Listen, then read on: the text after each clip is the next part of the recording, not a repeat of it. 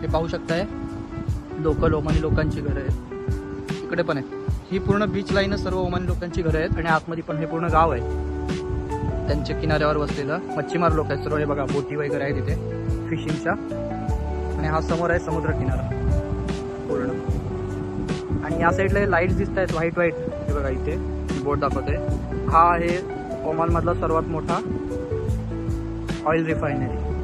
रात्रीचे 1:30 वाजलेले आहेत आणि आता आम्ही आहोत ओमानच्या बीचवरती. मला वाटतं इंडियामध्ये आता 3 वाजले असतील. झोप येत नव्हती म्हणून म्हटलं निखिल बोलला चला चहा प्यायला जाऊया. तर मग आम्ही आलो इथे चहाचे कप घेऊन.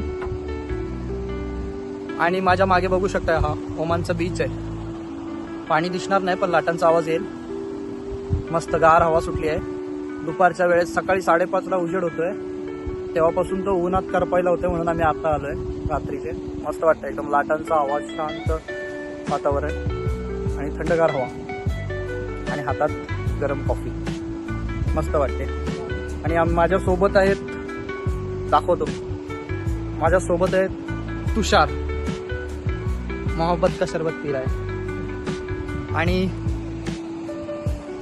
निखिल हाच घेऊन आलाय. 4च कप आहेत. आणि सुमित